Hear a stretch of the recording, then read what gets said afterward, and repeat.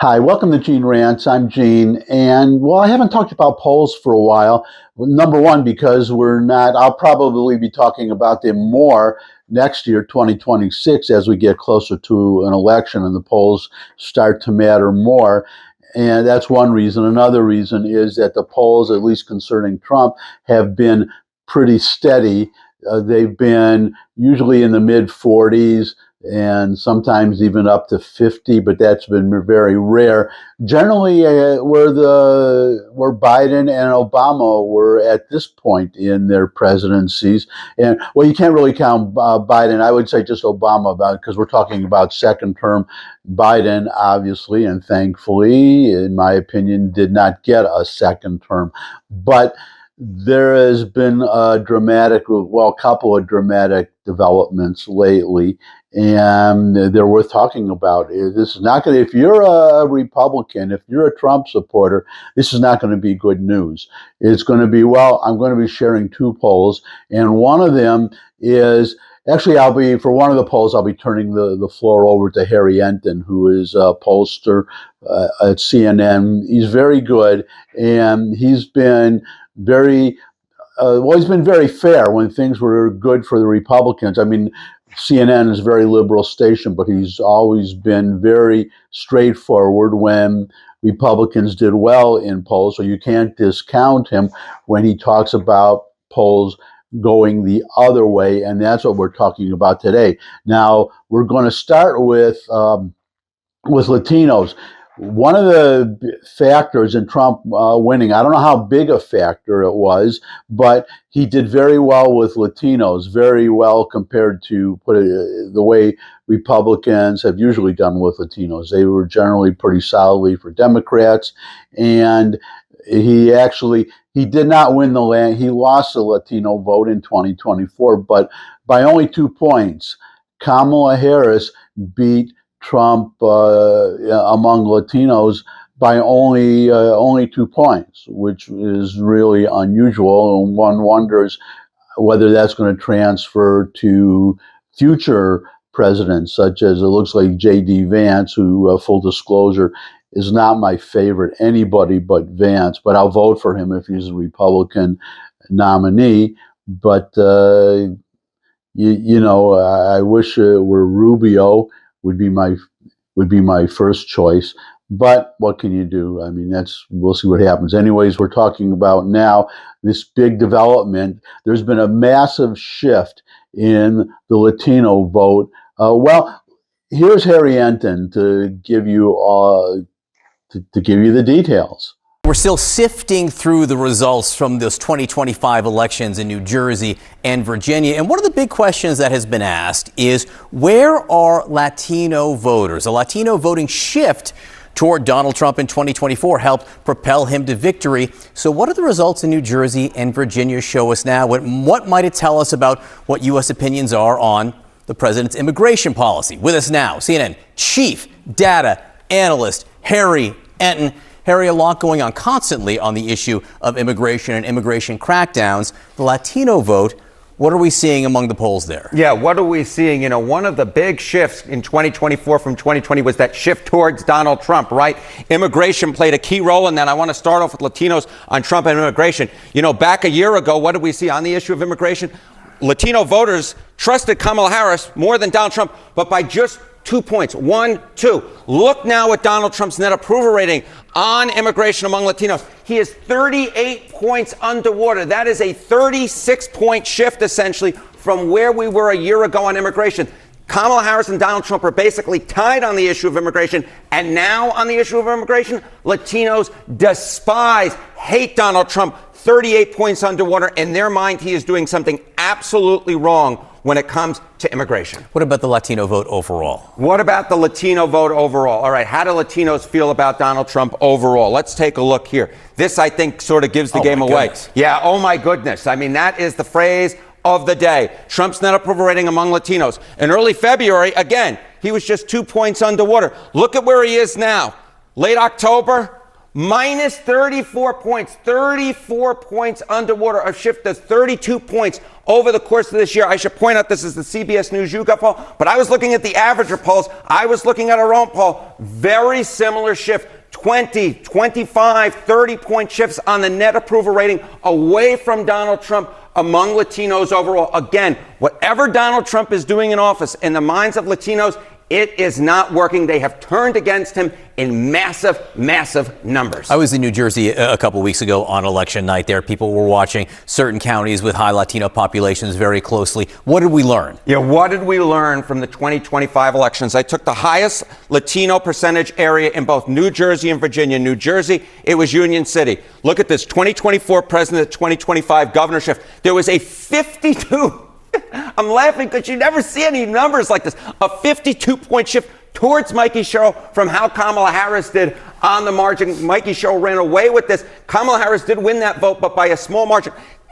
Mikey Sherrill did 52 points better. How about in Virginia, Manassas Park? Look at that. A 22-point shift towards Abigail Spanberger from how Kamala Harris did back in 2024. We saw huge Latino shifts in both New Jersey and Virginia. The idea of what happens to Donald Trump won't impact down ballot. If you're a Republican, you believe that, that is fantasy land. What is happening to Donald Trump absolutely impacted what happened down ballot. Part of it is turnout, but part of it is persuasion. Latinos running away from Republicans, running to the Democrats, a big reversion of the mean. Latinos back in the Democratic camp in 2025 in a way they simply put we're not in 2024, and it's because of Donald John Trump. Look, a lot can change between now and next November, the 2026, but if you start sort of extrapolating this and overlaying it on places like Texas. Yes, we're going to be having lots of discussion about Texas. That redistricting may not work out the way that a lot of Texas Republicans and Donald Trump hope it would. Harry Etten, great to see you. Nice to see you, my friend.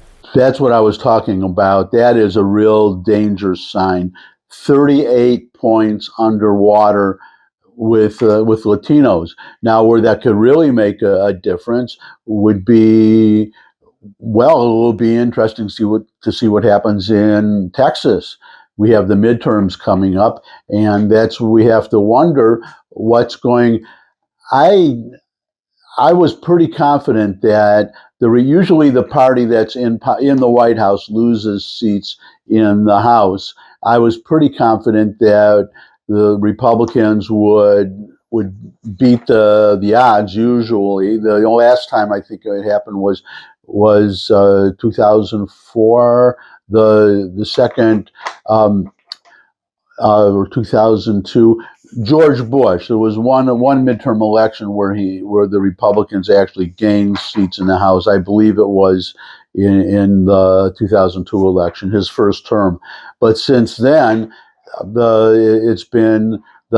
Trump lost a lot of seats in his first term, for the first midterm of his first term.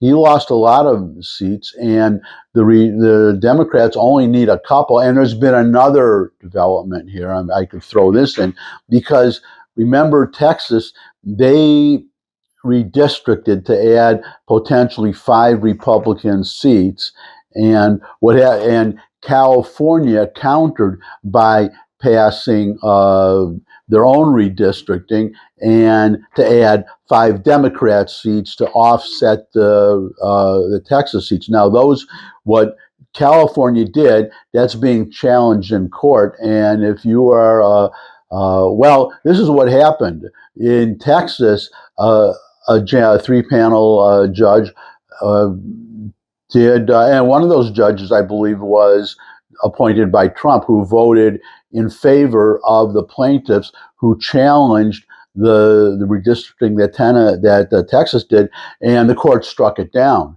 So that's going to be appealed, I'm pretty sure. But if that stands, and if California stands, then the result of Texas adding these 5 seats will be that they will not be adding those 5 seats, and California will be adding 5 Democrat seats. So there are other states that were Indiana was going to, this is how stupid Republican, it's called the stupid party.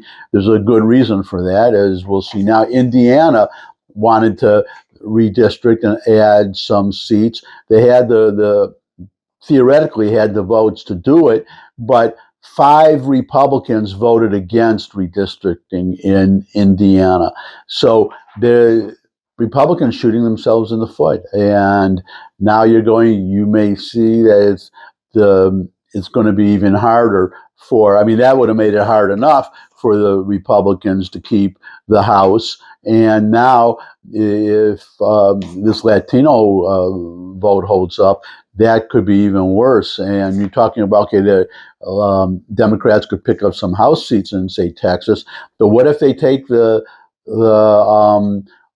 I don't know if there's I believe, Cornyn, he is up. There will be a Democrat, there will be a Senate seat in Texas that will be up in 2026. And now with being 38, well, it's actually 36 points underwater because Trump was, different, 38 points underwater now, but 36 points less than he had in 24, because if you remember your grade school math, the Kamala Harris, I mean, in that election, 2024, Trump was at -2. So -2 from -38 leaves -36. Little remedial math. Well, it might, especially for those of you educated in public schools these days, you may not. I read at least 2 stories recently that the math scores are really bad, that the students are doing really bad, and that's actually very good news.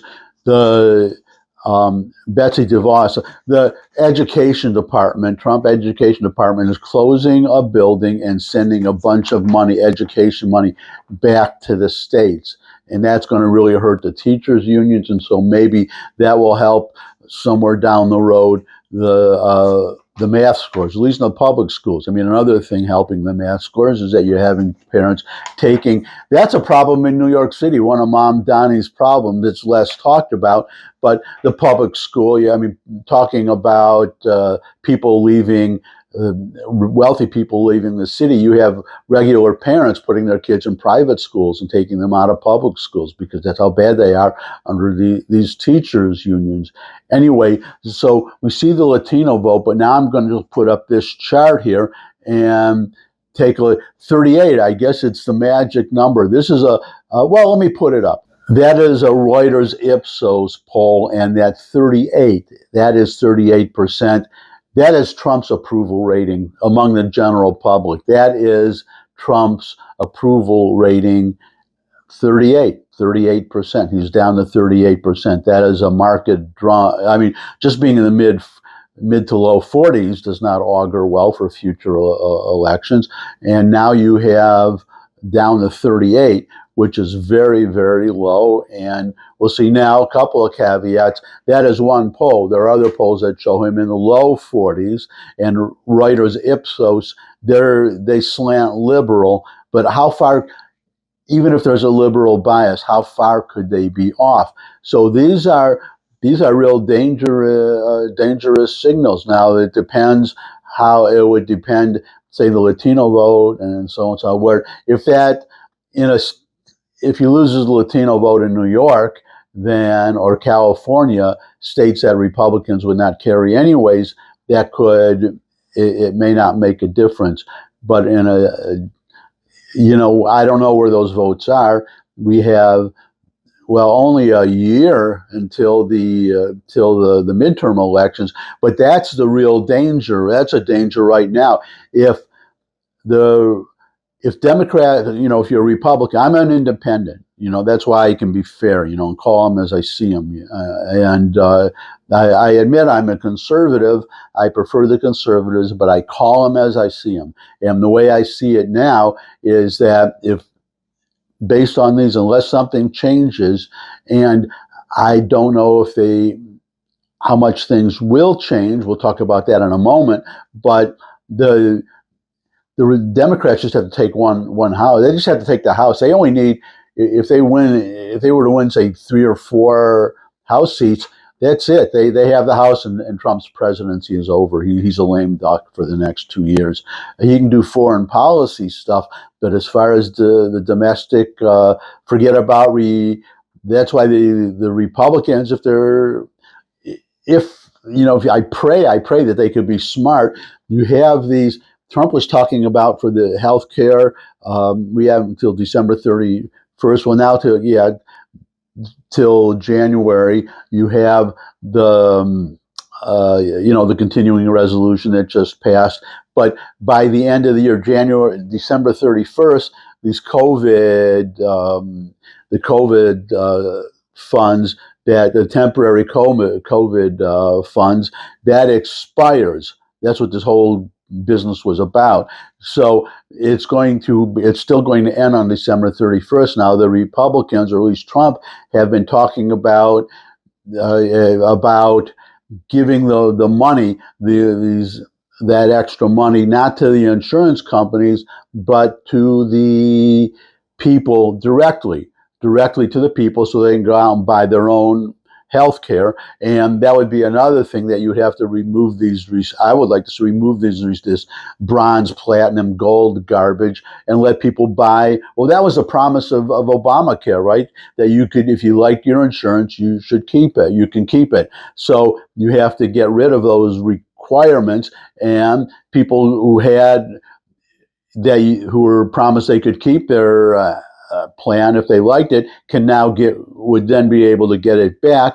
But then you want if you're an 18-year-old, you don't need that's why it got so expensive, because it was basically one price for everybody. So an 18-year-old has to pay pay the same for his insurance as I would pay for mine. Obviously, I'm an older guy. I'm going to have more health problems than when I was 18. So 18-year-old, you should be able to buy a catastrophic plan. And you should also be able, I saved my money. I did okay now. And I'm on Medicare now. They make you if you didn't know that, if you want your Social Security, you have to take Medicare. They don't give you a choice about that. But if I were, my 60s or something, or even in my 50s, you have money saved up, I would get a plan with a $20,000 deductible. I know from my own past, I've never had that much of an expense. But if you have a $20,000 deductible and your monthly cost of insurance is going to be almost nothing, I don't know, $100 a month or something, which is cheap for health insurance. But the Republicans, they got to get on the ball if they're going, and don't extend these subsidies unless there's a fundamental change. What I would really want the Republicans to do is to come up. They have all these ideas, and they've been talking about, but condense it and put it all together into one plan, just like the Democrats did with Obamacare. Call it whatever you want, and just have one act that the American people can see, and just like the big beautiful bill, one bill to pass, and they have to do it before those elections in 2026, because if the Democrats win one house, as it looks increasingly likely that they will get at least one house, then that plan is dead. And if they get rid of the filibuster, then the subsidies will be back, and they'll be there forever. So that there is so much riding on this election, and Trump, maybe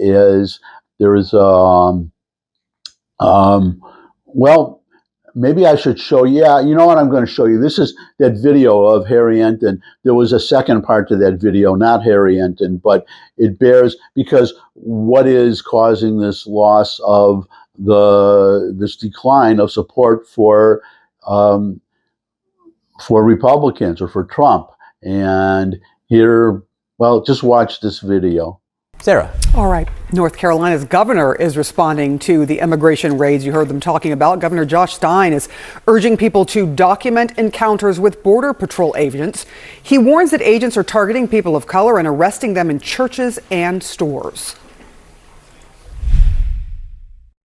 We've seen masked, heavily armed agents in paramilitary garb driving unmarked cars, targeting American citizens based on their skin color, racially profiling and picking up random people in parking lots. This is not making us safer. It's stoking fear and dividing our community. Joining me now is Manuel Manolo Betancourt. He owns the popular Manolo's Bakery there in Charlotte. First, let me ask you, what happened, Manuel, at your bakery or outside your bakery? This past Saturday, I was walking here on this avenue, and then these unmarked cars just approach. Just four guys jump out from the car and threw pedestrians down to the floor, and all of these people could be customers from my bakery. And then these cars start coming here to my parking lot as well. We're seeing some of the video taken by a bystander who is showing, the agents running, people falling on the ground, them trying to nab and pick up people. What have you done with Manolo's Bakery? What have you decided to do with your business because of this? It's the first time in 28 years that we closed the bakery. The only time that we had closed it was a few hours when the founder passed away in 2014. So I decided not to risk my customers, not to risk my employees, and not risk myself and my family. That could be myself, my wife, or my kids who were walking on the streets and they just turned down to the floor like what I saw. So it's too risky, and I don't want to carry in my shoulders the heaviness of maybe a kid to lose their father or their mother because they were on their way to the bakery to get a cake. You're an American citizen, and you've been in this country for many years as an entrepreneur. Are you yourself doing something different because of these ICE raids? Are you afraid? Yeah, I've been carrying my passport all this year. And nowhere in the Constitution says that as an American citizen I had to carry my passport to show that I'm an American citizen. But because the color of my skin, my race, my accent, and I feel that they're profiling me, and I don't want to go through all this process like we have seen and like what I saw, getting hit on the floor, and 10, 20 minutes later, threw me to the street when they realized that they found out I'm an American citizen. I want you to respond to what we've been hearing from the Trump administration and the Border Patrol folks saying that this is all about following the rule of law and getting criminals off the streets. How do you see it? If they already knew that there is like some criminals, why they didn't send the information to the CMPD and to the cops here?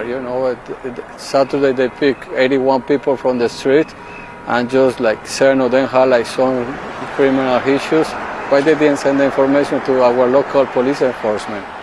I think, and I feel this is more just like intimidation and trying to scare us, and a family separation is the biggest thing here. Our children losing their parents or their mothers. Manuel Manolo Betancourt, I know that you're closing your business, you said, for the first time in 28 years. Thank you for taking the time this morning to speak with us, and we'll be checking back in with you to see how things are going in the days ahead. Appreciate your time. Now, the reason that you're having these ICE agents going into the streets, number one, they're working from a list of criminals. They're not just randomly racially profiling people and just stopping random people. That is a fact, but that fact, you have a biased media that is not reporting that. What is happening is that you have not just people. I mean, if you're in the country unlawfully, you're already breaking the law, but the ICE is concentrating on people with criminal records.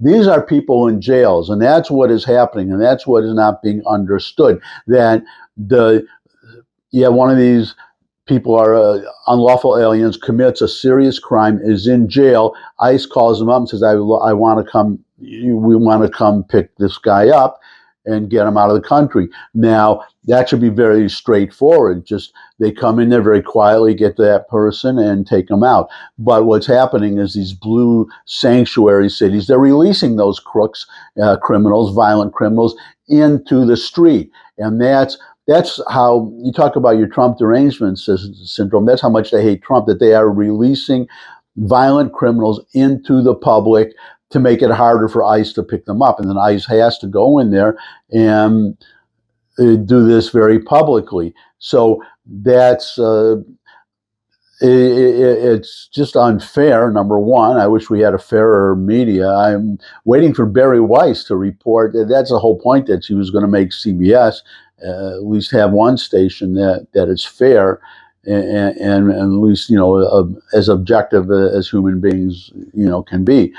But the problem is that, as you saw in that video, it is having an effect. That, I'm sure, is part of the reason why. Well, that's why he's down. One big reason why he's down so much among Latinos. That's number one. But number two is, I've said this in the past, as I mentioned also in the past, I sometimes write articles contribute to a website called American Thinker, and I'm thinking of doing another article. I wish I had time to do one every week, but I don't. But it's the tariffs. It's Trump's tariffs. It's causing you can show me all, till your face turns blue. Show me all these figures about how great the economy, the numbers are growing. As I'm recording this, the day before you're seeing it, NVIDIA, it's still early in the day. Later today, NVIDIA is going to report its earnings, and it depends. The market is just hanging on. That's when you talk about great. It's really the stock market is just hanging on this one company, waiting to see what NVIDIA is going to report. And if the report is good, boom, market goes up. But if it disappoints the people on Wall Street, boom, it goes down. Now the problem is that's got nothing to do with you having a job. And there's one point for Trump, 1 point against Trump on tariffs. There was a study done, and this is obvious.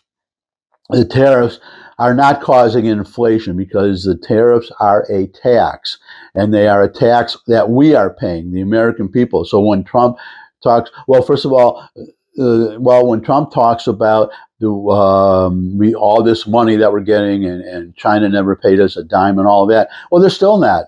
The importers pay the tariffs at the border when it comes into the country. Sometimes the exporter will lower their prices a little bit to offset the tariffs, but they're not offsetting it completely. And numbers of companies have said this.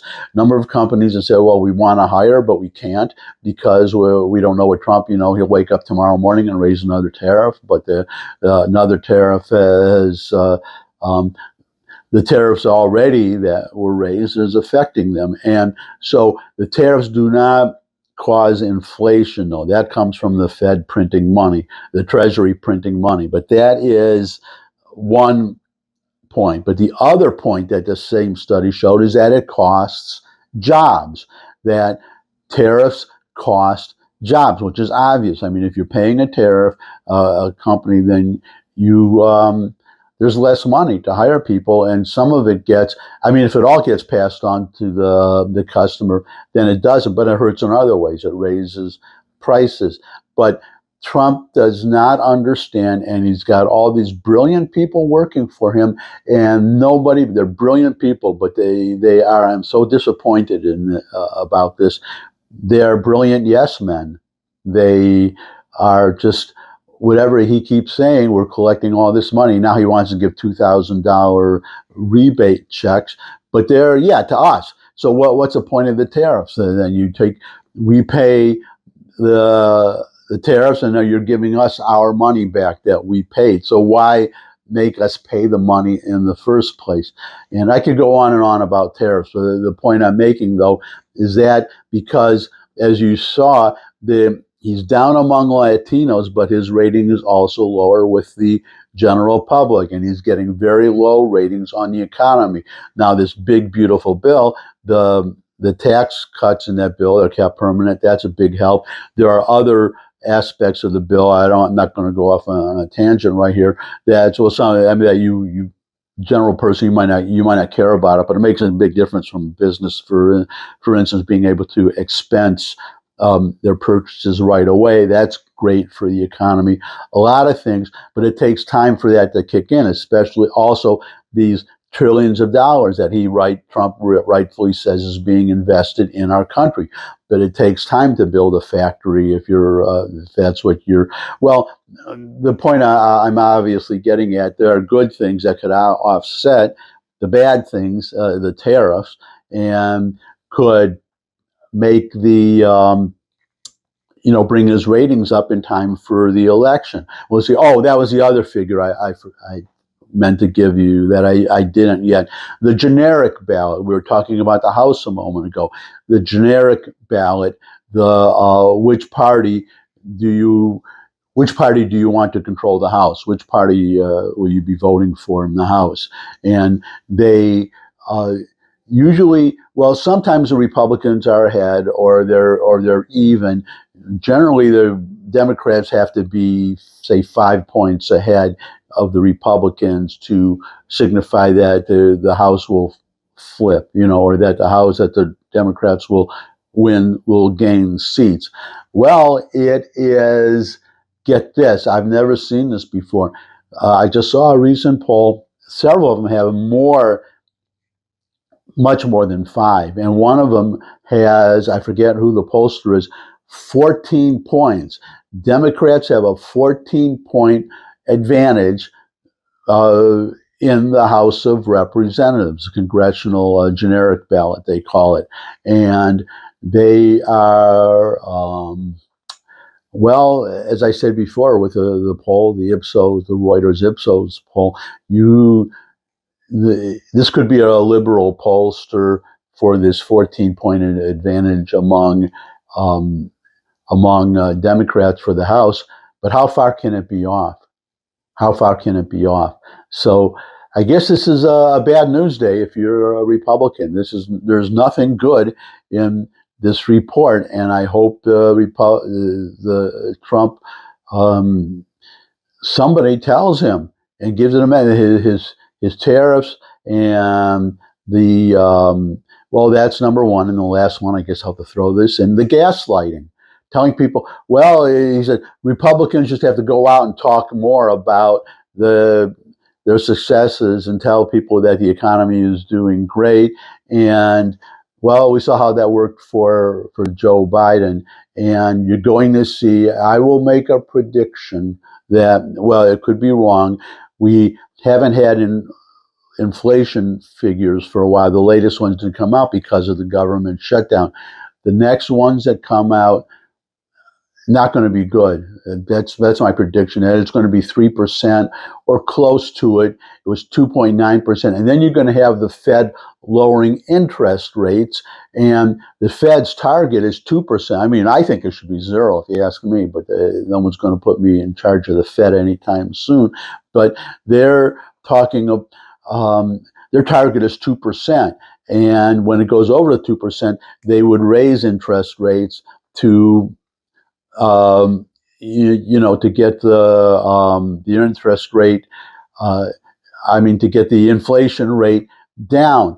But all the predictions are that the Fed is going to lower again in December, regardless of what the inflation figures are, and that is just going to make the inflation worse.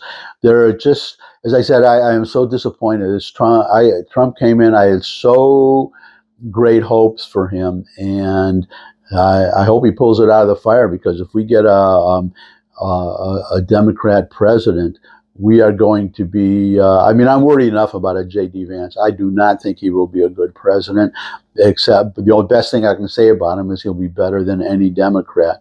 But not, I don't know.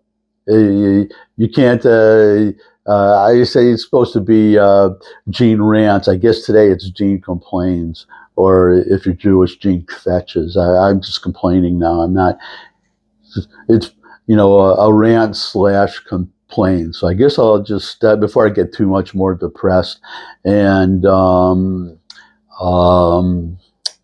that's it for today. Thanks for stopping by. If you could subscribe, that would really be great. Your comments, welcome in the comment section below the video. Share this video with anyone you think would benefit from it. But most of all, come back and see me again. I would love to see all of you again. And until I do see all of you again, bye.